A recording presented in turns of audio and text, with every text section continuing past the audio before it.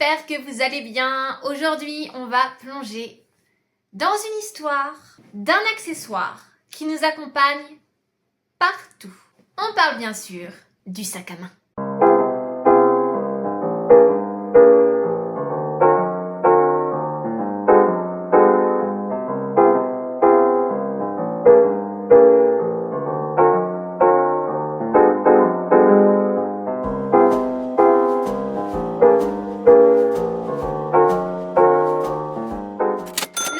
Sac connu?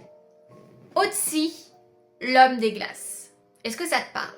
Peut-être pas parce que ça fait quand même plus de 5000 ans. Le gars avait une bourse accrochée à la ceinture, remplie d'outils, remplie d'herbes médicinales ou bien de silex ou autre. Bref, la version préhistorique du gars qui a toujours un couteau suisse sur lui. Et c'était un homme. Alors les gars qui disent oui, le soc c'est féminin, non. C'est ancestral. Et maintenant, on va parler de l'Égypte antique.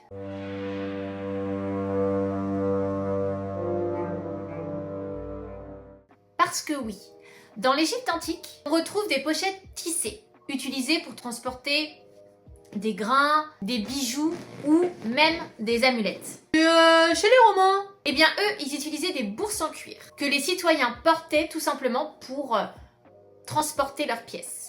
Et les voleurs d'époque s'appelaient d'ailleurs les cut purses. Littéralement, coupe-bourse. Oui, ils coupaient la bourse à la ceinture. C'est là qu'on comprend peut-être pourquoi le sac bandoulière est né. Et là, on arrive au Moyen-Âge. Et au Moyen-Âge, eh ben, tout le monde portait des bourses.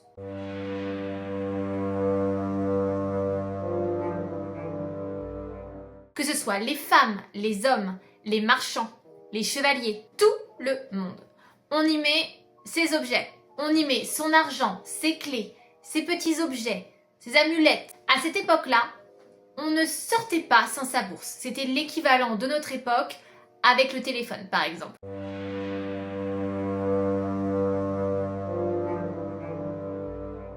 Et là, à cette époque-là, la mode évolue. Donc, les robes deviennent beaucoup plus volumineuses. Et c'est là, justement, que les femmes inventent des poches indépendantes. Elles sont tout simplement cousues à la taille, mais attention, elles sont portées sous la jupe. Et oui, les premiers sacs féminins étaient cachés sous les vêtements. Ils étaient donc accessibles par des fentes dans la jupe. Donc elles y mettaient leurs mouchoirs, leurs petites lettres d'amour, leurs sucreries et peut-être parfois un peu d'argent. C'était le premier sac secret quand même.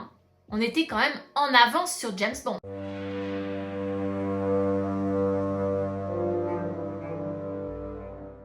À la fin du XVIIIe siècle, là, la mode se révolutionne un petit peu. C'est-à-dire que les robes deviennent beaucoup plus fluides. Donc les poches sous les jupons, eh ben, impossible. Les femmes inventent alors les réticules.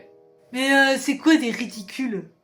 Eh bien, c'est tout simplement des petits sacs décoratifs qui sont soit perlés, brodés et d'ailleurs très élégants. C'est à partir de là. Et là, c'est le début de l'esthétique du sac à main.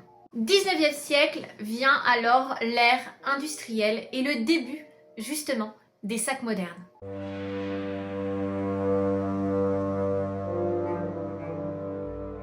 Avec justement les voyages qui se développent, donc train, bateau, eh bien on a besoin de bagages pratiques et solides. C'est dans cette époque qu'il y a des artisans spécialisés qui apparaissent. Fabricants de malles, de porte-documents, de sacs de voyage. C'est dans ce contexte que naissent certaines maisons iconiques, qui deviendront plus tard des marques de luxe aujourd'hui. Et bah oui, avant de faire des sacs de 4000 €, eh ben ils faisaient des malles, qui portaient des culottes. 20e siècle, les sacs iconiques.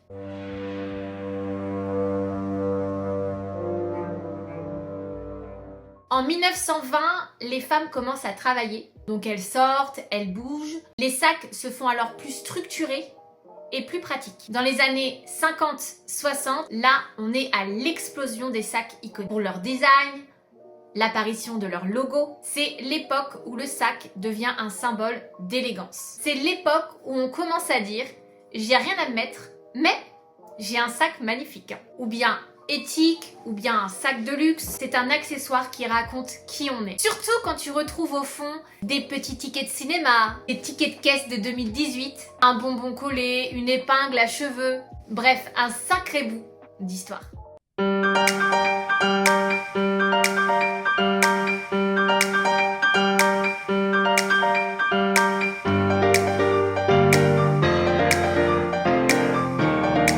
Voilà l'histoire incroyable de ton sac à main. De la bourse préhistorique aux sacs de luxe qui font rêver toute la planète. Cet accessoire a traversé les siècles, les modes, les secrets. Et finalement, il raconte toujours quelque chose de nous. Et comme j'aime le dire, un sac à main n'est pas qu'un accessoire. C'est un petit bout de nous qu'on emmène partout. Alors si cette vidéo t'a plu, like, abonne-toi et dis-moi en commentaire si t'es plus team mini sac ou team genre valise gros sac. Je te souhaite une bonne journée et à la semaine prochaine.